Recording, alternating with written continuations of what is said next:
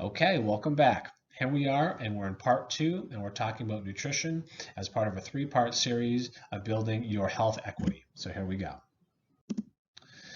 So some of the common presentations that I see in my chiropractic office when we have people who have nutritional concerns is the typical weight gain, which is typically post-holiday. We also see muscle loss for people who've become inactive, who are formerly active. We also see these individuals, they're picking at food daily, so they may eat small meals, they may even skip breakfast, and then they pick at food throughout the day, and then they find that they're binging at night. So they've mismanaged their food, so they're basically backloading their food because they picked all day because they thought it was the right choice for them. In addition to that, sometimes we have individuals that will feel guilty after eating meals. That could be any meal of the day, whether it's breakfast, lunch, or dinner, or even a snack. We just have this perceived guilt that, oh, I shouldn't have touched that, I had too many, things like that. And then these are also the individuals who have said, Doc, I've literally tried every single diet and I failed every single one. I just wasn't meant to be lean. So what we need to do is we need to reframe that. So the old expression for nutrition used to be, you are what you eat. But the revised version should be and is, you are what you digest and absorb. So we all know that fats, proteins, and carbs are good for us. We all know that there are different nutrition plans that we can do, but what we're looking at is not all foods are created equal. So for example, if we're looking at the process, the product of sugar, right, I can give you a couple of tablespoons of just table sugar, or I can give you a banana. And if we were to look at that in terms of the carbohydrate calories, we may find that we're able to make those amounts similar, but one is going to be a little bit more satiating than the other. So not all food is created equal, and the way that your body digests and absorbs food will also differ as well. So we also have to remember too that we're set up to fail, right? And I hate to give people that distinction, but we really are set up to fail, especially in today's modern food world. So we're pretty much walking around in a candy store at this point. You can go into any grocery store, any gas station, and what you're going to find is there's food everywhere. This food is typically hyper palatable, the portion sizing are enormous, and usually they're priced very, very low because they're subsidized. So it's cheaper to get a bag of chips, a family-sized bag of chips that you're probably going to eat on your own, as opposed to buying a couple of potatoes and cooking them in a different way. We also have to remember too that we're set up to fail because we're trained to mindlessly snack. There's snacks everywhere, there's candy dishes everywhere in most offices that you run into, and we've become habitual snackers as opposed to eating consistent meals throughout the day. So if you're a 3 square meal a day person or 4 square meal a day person, what we're looking at is we built in these snackings, and that's where those sneaky calories come in, and that's why you may have concerns when you weigh yourself on the scale. Some things that we want to make known here is that this stuff can translate, if we don't take care of our bodies, into insulin sensitivity issues, hormonal imbalance issues. We also know that there's reduced vitality, and people can also react poorly to certain foods, right? You may notice that your energy levels crash right away. You may find that despite the type of food you're eating, you're never quite full, and this can lead to craving changes in food as well as weight gain issues as well. So this is a fantastic slide that I've used in several different presentations in the past, and I find that it really simplifies nutrition. And this is a concept that was made popular by Dr. Peter Attia. He's a medical doctor, and what he's done is he basically says every diet, every health plan, whether you're doing keto, whether you're doing paleo, whether you're doing the Pop-Tart diet, whether you're doing any diet on the planet, can be distilled into these 3 categories, and this is really, really cool. So he uses a scientific model of using an XYZ axis. And so basically one of the axes is in terms of food quantity. So this is the total volume of food and your total calories. So this would be someone that says, okay, I eat 2,500 calories a day. That's one axis. A second axis is the timing of the food. So this is when you eat. So are you someone who fasts and then eats within an 8-hour window for 16 that you don't? Are you a 1 meal a day person? Are you someone who eats 3 meals a day? Are you someone who eats 4 meals a day? Do you eat 4 meals a day with a snack? Things like that. So that's under the timed eating. And the third and final axis is the macros. So this is the percentages breakdown of what you eat. So the amount of protein, the amount of carbohydrates, and the amount of fats. So basically having all of that information at your fingertips, what you're looking at is to find the path of nutrition and to find the path of health. If you're looking to make change, always pull on one of these levers. So if you're someone that says, hey, I'm eating 3 meals a day plus 1 snack, I'm choosing to do paleo, I'm going to pull back on the total quantity of food that I'm eating, and instead of eating 2,500 calories a day, they might be eating 2,250 a day. So they've taken out 250 calories. This individual should start to lose weight if they're consistent with it. If you're someone who has a little bit more accelerated weight loss goals and you're appropriately tracking yourself, you want to pull on 2 levers, right? This is the person that might be going up for a vacation, or they want to get rid of those holiday pounds, things like that.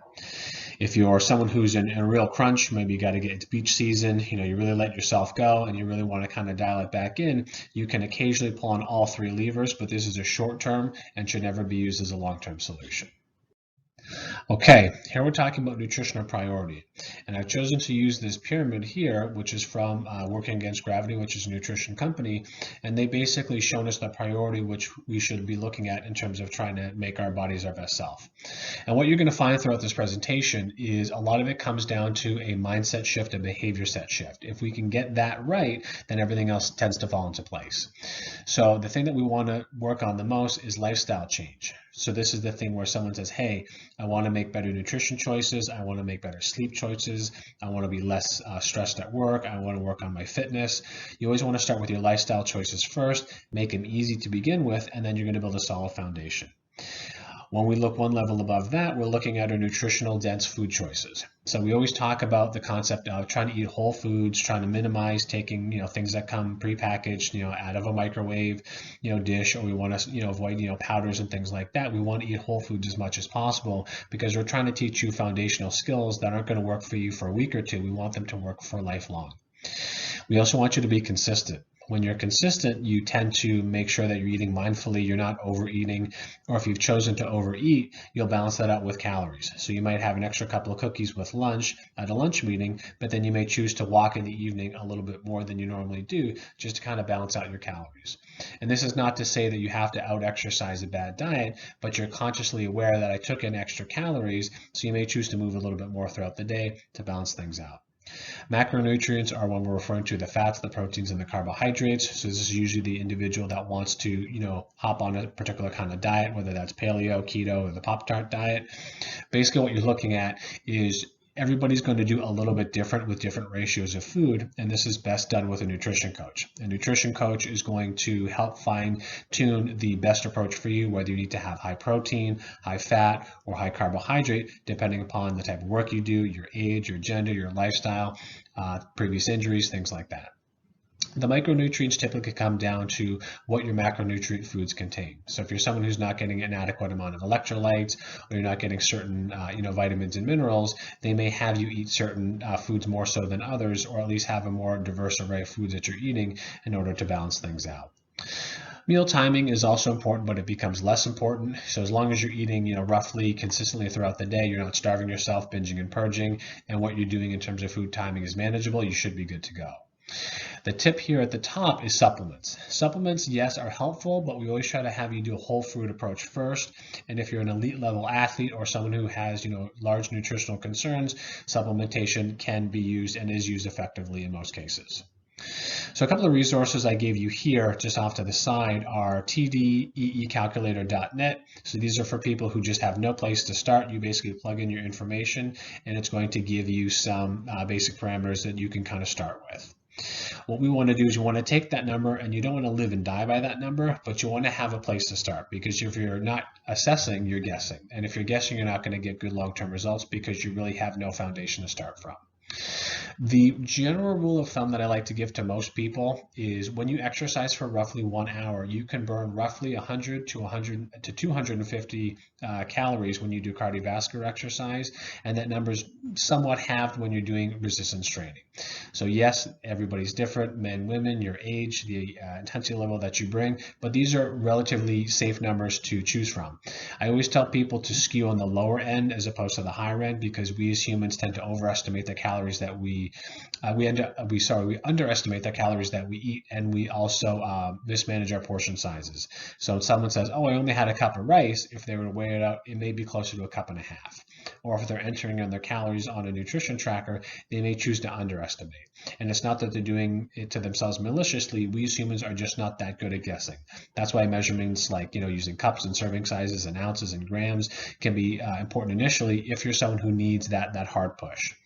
And then finally, there are two different food tracking apps that are very, very popular. MyFitnessPal is a free one. It's come a long way in the last couple of years. It's very, very user-friendly, and a lot of coaches use it. There is a pay-for food tracking app called Carbs, and that's basically a nutrition coach. So what you do is you sign up, you pay for it, and you type in your metrics. You want to build muscle, you want to lose fat, you want to do a bit of both. What's your goal weight? Where are you now? It basically punches in the numbers, and it'll tell you the fat, the protein, the carbohydrate ratios based upon, are you someone who is a hard gainer? Are you someone who loses fat slowly but gains it easily? The program basically does it for you, and then you just follow through. So all of this, I want to give you a caveat, because I'm not a big fan of people tracking their food forever and people weighing their food forever. But what ends up happening is sometimes you just need to start somewhere, and this is a great place to start because they're hard numbers and numbers don't lie. So that's something to think about. A little bit of food for thought.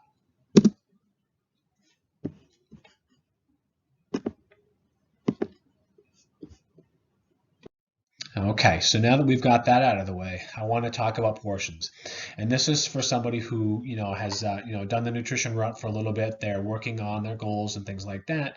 What we want to do here is we want to kind of ditch the measuring spoons and the tablespoons and the grams and the scales and all that sort of stuff. So this is for someone who has a general handle on how they want to approach nutrition. And this is the way that I approach most people when they kind of graduate into this spot, because, you're not going to eat packaged food forever. You're not going to weigh everything forever, so we need to have a realistic approach. And this slide I really, really love, and this is from the people at Precision Nutrition, and they have fantastic infographics that you can find online. So roughly, if you look at your hand, your palm is going to be the size of your protein. A vegetable source is going to be a clenched fist. A cupped hand is going to be your carbohydrate source, which would typically be something starchy like oatmeal or brown rice or sweet potatoes. And then roughly the diameter and length of your thumb is going to be a portion of fat. And the reason why we look at this is if we take all of those metrics and put them on a plate, it looks something like what we see down below. So what we're looking at is a quarter of your plate roughly is going to be your source of protein.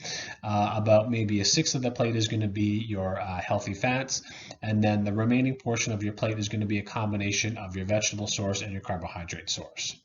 So what we want to do is we want to look at someone, this program that we're going to be talking about next on the next slide is going to be for someone who roughly eats 3 to 4 meals a day with no snacks. And we can talk about snacks a little bit later. So again, this is a slide from Precision Nutrition, and I'm going to kind of go through it stepwise. And basically what they do is they take a male and they take a female, and this is usually for someone who eats 3 to 4 meals per day. So what we always want to look at is when we're building our plate, you always want to start with protein first. Protein is incredibly important because A, the body cannot store protein when we eat it. It takes what it needs and converts the rest into readily available energy. If you're someone who eats too much protein too quickly, your body's going to take what it needs and it's going to convert the rest into carbohydrates. If it can't store it as a carbohydrate, your body's going to store it as fat. So that's the opposite of what we want. So always start with something basic, and for men, you want to, basically these next couple of slides, for men, everything is doubled. For women, everything is halved. So I'm going to be using the slide on the side for the men just to save on time on this video. So you always want to start with protein first. You want to start with a nice healthy protein source first. If you want to use organic, that's always best, but you have to work within your means. Second part you want to pick is vegetables. And I'm a big fan of going overboard on vegetables, A, because they're incredibly dense, they have a great amount of fiber, and they generally taste quite good. So we want to have 2 fist-sized portions of vegetables.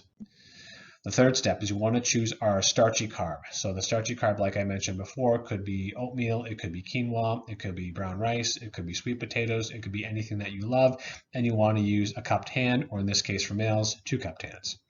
And then fourth and finally, we're adding our healthy fats. So healthy fats, for example, could be some nuts, it could be a nut butter, it could be a salad dressing that you use, it could be the olive oil that you cook your foods in, and that kind of helps us out. So if you look at the calories at the bottom, we see roughly that for a male that eats 3 to 4 meals a day is going to be eating between 2,300 to 3,000 calories. So for many of us, that's going to be more than what we need. So what we want to do is we want to start to scale it back. And the same thing for women. A woman eating 3 to 4 meals a day for those same metrics that we listed above, which would be half according to the male schedule, is going to be somewhere between 1,200 to 1,500 calories.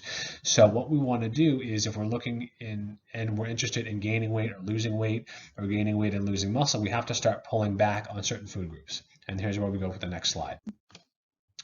So now we want to customize it. So what we did is we talked about the 2 slides that we listed above, and now we're going to start to look it down at the bottom. So if you're someone who needs to add a little bit more food to supply energy needs, if you're an athlete, or if you're someone who's looking to add muscle mass, then what we want to do is we want to roughly add another handful of carbohydrates, or we can add a thumb to fat for a few meals each day. My personal recommendation would be to pick one meal and add either a cupful of carbohydrates or a thumbful of fat, and in some cases you can do both.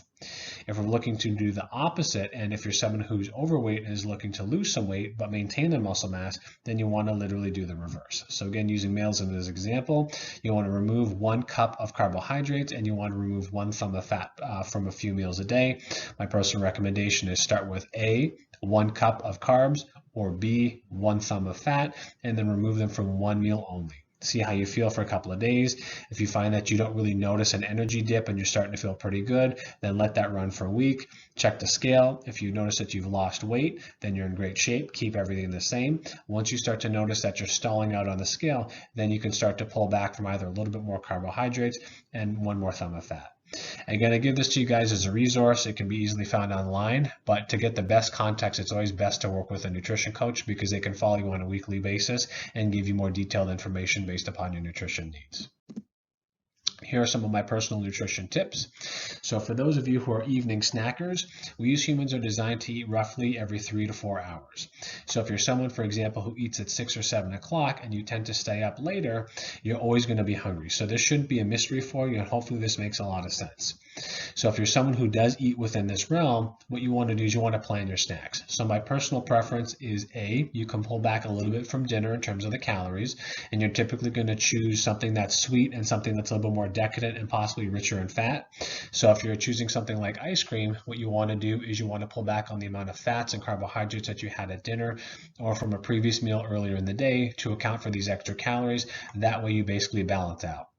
If you're someone who wants to plan ahead, my personal choice is to have a little bit of fruit, because fruit is sweet and tends to curb that sweet feeling. You always want to make sure that you're eating slow and mindfully. Or what you can do is you can try some vegetables. So you can do something like carrot sticks. Carrots are a little bit on the sweet side, less sweet than a piece of fruit. And carrots are also tougher to chew, so your ability to eat an entire bag of carrots is going to be next to impossible. And you also want to pay attention to what it is that you're craving. Are you craving something sweet? Are you craving something sugary? Are you craving something that has protein in it? Pay attention to these cravings, because typically what it means is you're deficient in some sort of nutrient. And this is usually your body saying, hey, this is what I really want. So always be open to those cravings. Another tip, you want to plan your meals. Studies have shown that people who are conscientious of what they eat tend to maintain their weight better than those who do not. So if you're someone who kind of picks throughout the day, takes leftovers, doesn't matter how big the size is, grabs a snack from the vending machine, grabs a soda without thinking about it, maybe has another snack, goes to the drive-thru before dinner, has dinner, and then has a big snack, that's someone who's not really paying attention to what they're putting into their body.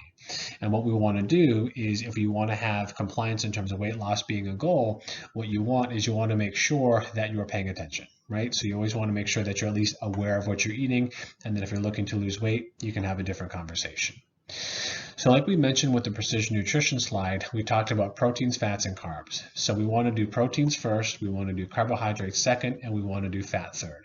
And the reason why I'm repeating it is because it's a very elementary piece of nutritional information, but it's one that gets often forgotten. So you hear it and you forget it. So I'll repeat it one more time for you. Protein first, carbs second, fat third. Protein first, because we can't store protein. Your body's going to take what it needs and it's going to convert the rest. So as opposed to putting your body through that headache, just evenly distribute protein throughout your meals throughout the day.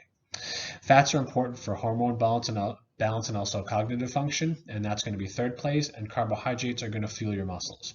So if you're someone who's active throughout the day, you want to make sure that your highest carbohydrate dense meals surround the times of the day where you're most active. So if you're someone who exercises in the morning, front load your carbohydrates and taper as the day goes on.